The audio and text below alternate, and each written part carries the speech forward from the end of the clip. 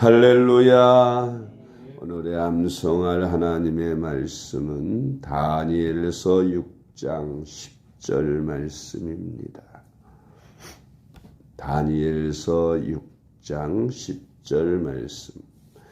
다니엘이 이 조서에 왕의 도장이 찍힌 것을 알고도 자기 집에 돌아가서는 윗방에 올라가 예루살렘으로 향한 창문을 열고 전에 하던 대로 하루 3번씩 무릎을 꿇고 기도하며 그의 하나님께 감사하였더라. 아멘. 할렐루야. 잘 되고 있습니다.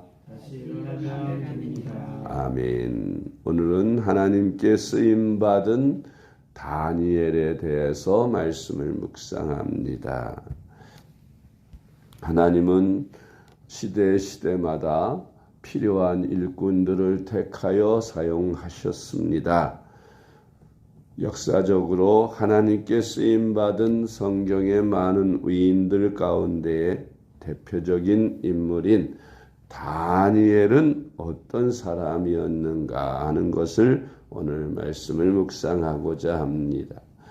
다니엘은 하나님의 말씀과 계명과 율법을 지키기 위해서 또 하나님을 예배하는 예배를 사수하기 위해서 목숨을 걸은 사람입니다. 오늘날과 같은 이런 코로나19 시대에 한때 예배도 제한을 받고 비대면 예배라는 그런 말도 안 되는 일을 했었습니다. 과연 다니엘이 오늘날에 있었다면 어떻게 했을까요? 오늘은 우리가 본받아야 할 다니엘에 대해서 말씀을 묵상합니다.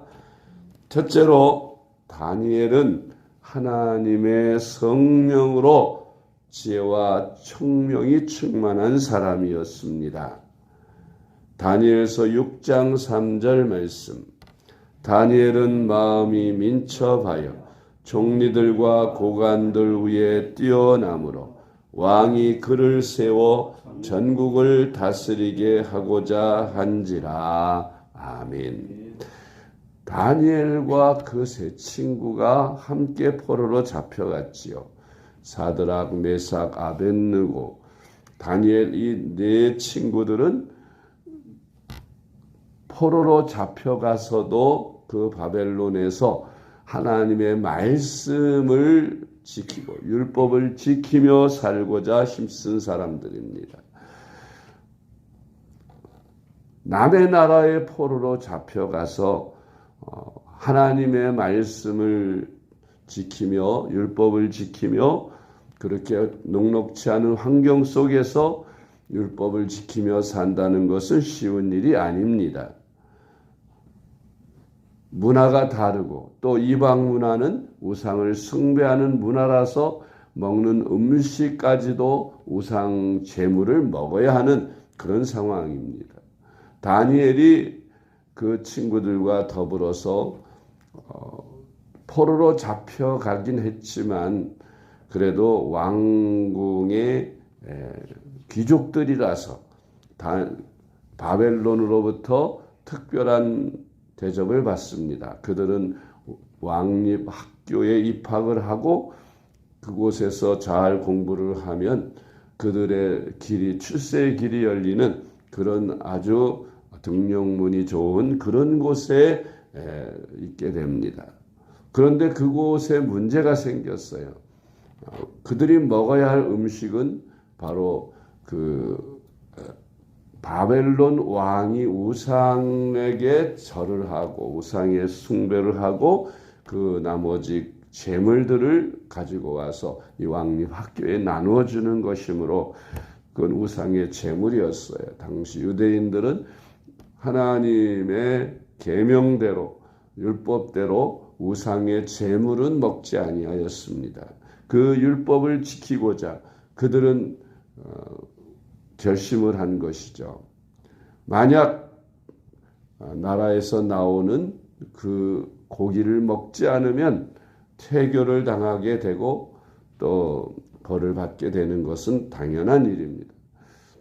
그럼에도 불구하고 그들은 하나님을 신실하게 믿는 사람들이라서 환관장을 찾아가서 우리는 유대인들로서 여호와 하나님을 섬기는 사람들이기 때문에 율법과 계명을 철저히 지켜야 하므로 우리는 왕이 내리는 고기를 먹지 못하겠습니다. 그 대신 우리에게 채식만 먹게 해달라고 부탁을 합니다.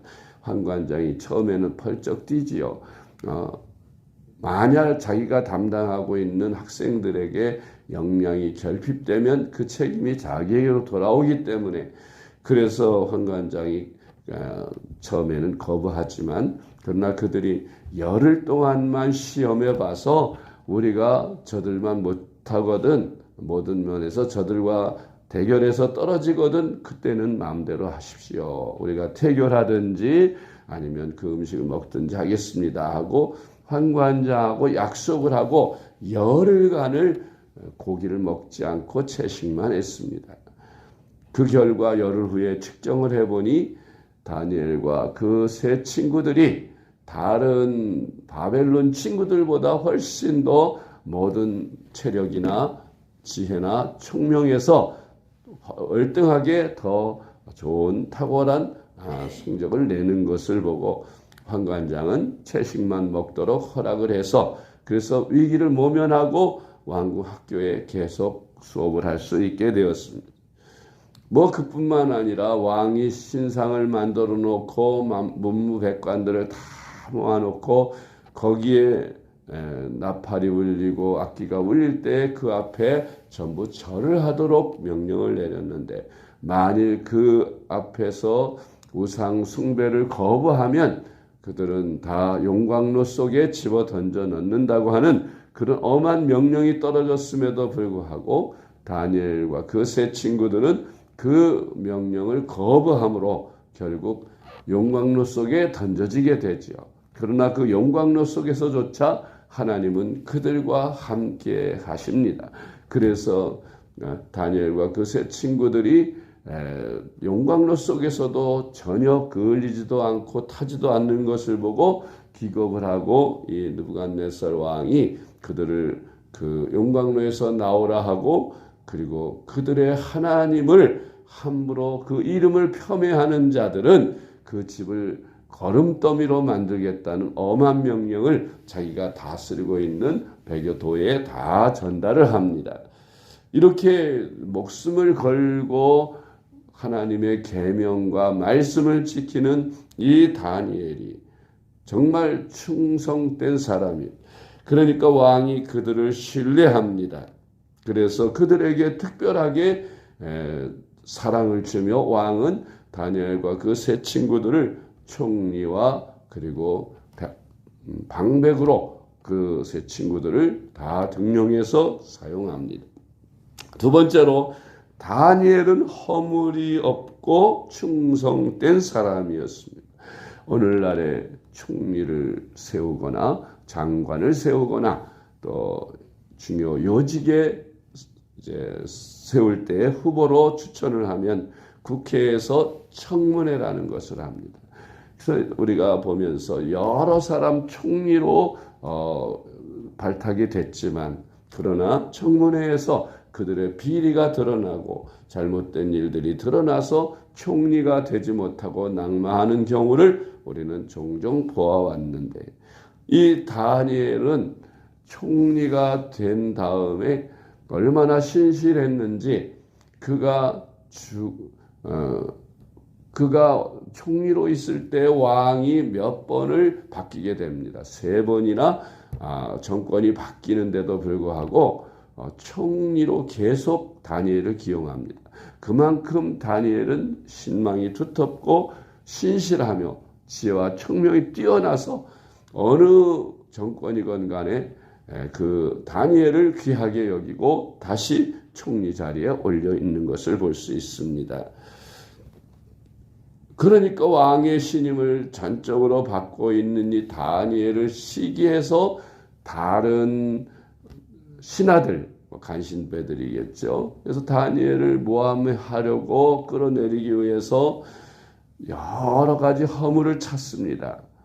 꼬투리를 잡고 허물을 잡고 하려고 하지만 그러나 다니엘에게는 얼마나 청빈하고 정직한지 아무런 꼬투리도 잡을 수가 없게 된 겁니다.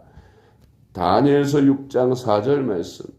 이에 총리들과 고관들이 국사에 대하여 다니엘을 고발할 근거를 찾고자 하였으나 아무 근거 아무 허물도 찾지 못하였으니 이는 그가 충성되어 아무 그릇됨도 없고 아무 허물도 없음이었더라. 아멘.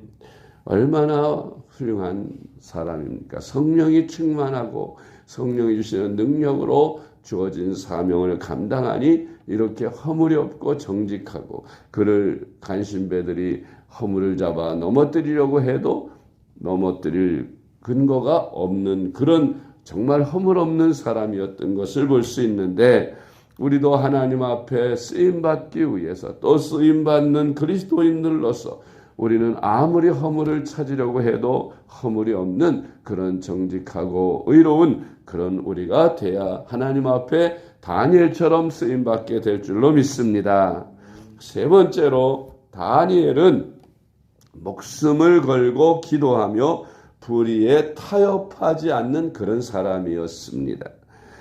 이 간신배들이 다니엘을 몰아내기 위해서 허물을 찾았지만 허물이 없다 그랬죠. 그러니까 함정을 팠어요. 그것은 다니엘을 넘어뜨리기 위해서는 다니엘의 약점을 찾아야 되는데 다니엘은 아무 약점이 없으니까 그가 늘 하고 있는 하루 3번씩 예루살렘 동쪽 창문을 열고 기도하는 모습을 봅니다. 예배하고 기도하는 모습을 보고 그것을 빌미로 삼아서 이제 다니엘을 모함합니다.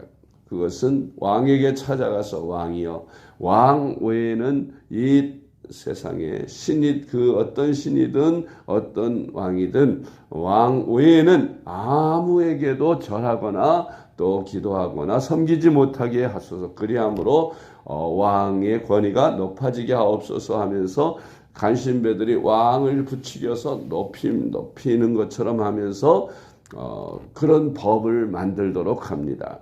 한 달 동안 그 어떤 신이나 왕 외에 다른 왕에게 절을 하거나 섬기면 사자 굴 속에 집어 던져놓도록 그런 법을 만들어요. 그것은 다니엘을 겨냥한 것이지요.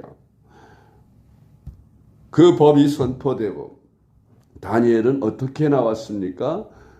한 달 동안 그런 엄한 법이 선포됐으니까 간신배들이 나를 잡으려고 하니까 내가 당분간 아무도 없는 데서 보이지 않는 데서만 하나님을 예배하고 기도해야지. 그렇게 한 것이 아니라 전에 하던 대로 창문을 열어놓고 보든지 말든지 잡혀가든지 말든지 하나님을 예배하고 기도하는 것은 절대로 죄가 될 수 없으니 나를 모함하든 잡아가든 맘대로 하라는 식으로 그냥 여전히 그 법이 선포되었을 때도 계속해서 하나님께 기도하고 예배했던 것입니다. 이것을 기다렸다는 듯이 간신배들이 이 다니엘을 왕에게 고소합니다. 왕이 어쩔 수 없이 선포된 법이기에 다니엘을 너무 사랑하면서도 안타까운 마음이지만 다니엘을 법대로 굶주린 사자 굴 속에 던져넣게 합니다.